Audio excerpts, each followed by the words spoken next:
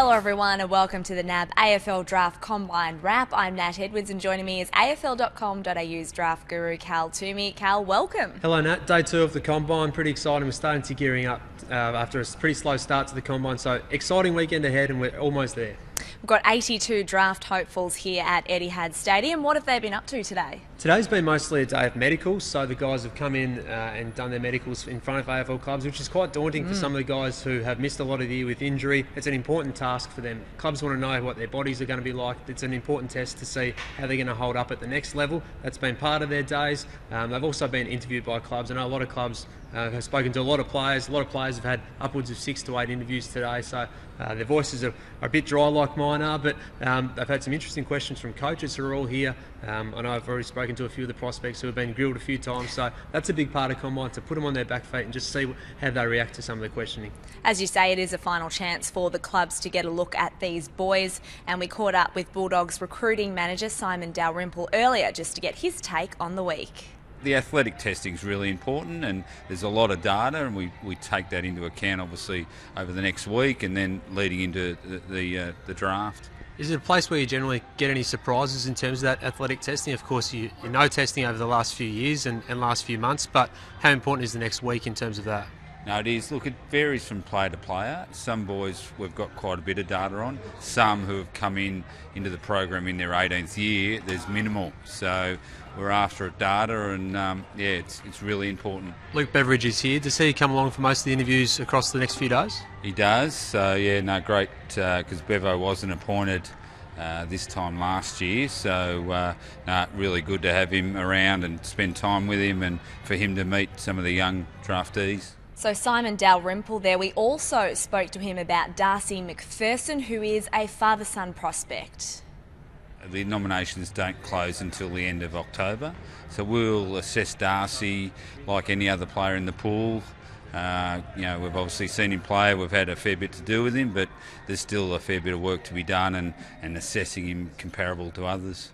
So where does Darcy fit into the draft calculations? Nat, if they nominate him and he's happy to go there, obviously the draft live bidding will take place in November. That'll mean there's no guarantees for where it ends up and where he ends up and where a bid may fall. Because Darcy's relatively injury-riddled season means that he probably hasn't had this sort of impact that he's like to have had, but he had the shoulder injury, he overcame that, played some good footy for the VFL side, for Footscray, so I think he's probably a back-end to rookie prospect, which means under the new bidding system he's going to cost very little, and I think he probably ends up at the Dogs under that case.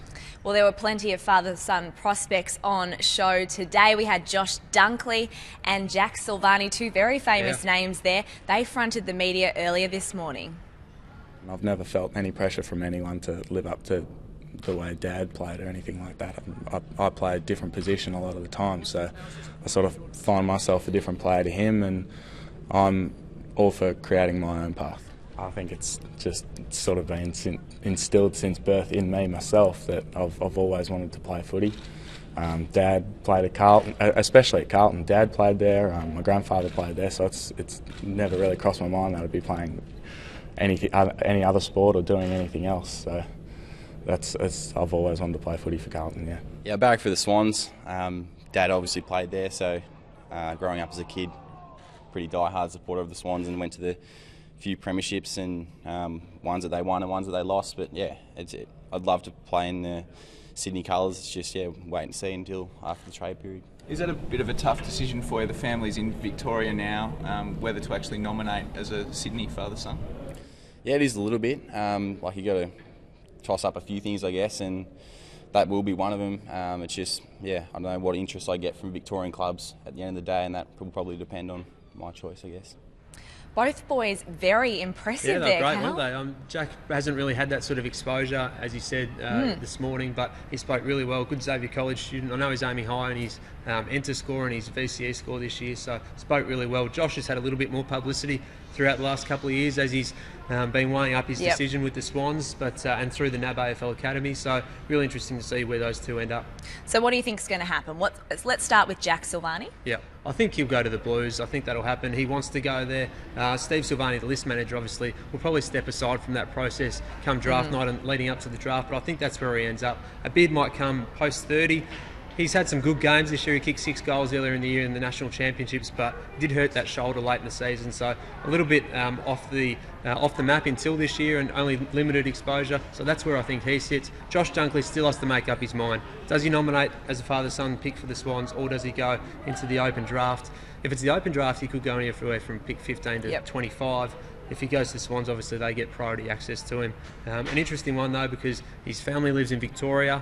And that's a big factor in whether he nominates or maybe goes into the draft and hopes that he gets picked by a Melbourne-based team. Just on the Blues, a question without notice for you. Can they take both Bailey Rice and Jack Silvani? Yeah, they'll be able to do that under the new bidding system. I'm sure they'll have that in their mind and in their thinking leading up to trade period, and knowing what picks they want to get in so they have enough points to pay for those two. But under the new bidding system, that'll be fine if they both want them, and of course if Bailey Rice nominates the Blues as his preferred destination.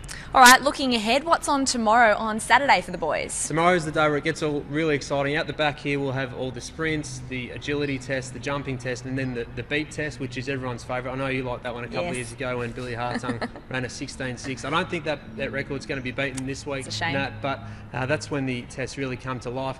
Tonight we'll have the skills test out on the ground at Etihad Stadium, so the kicking, handballing and goal kicking test. We'll have all those results on afl.com.au on Saturday for you.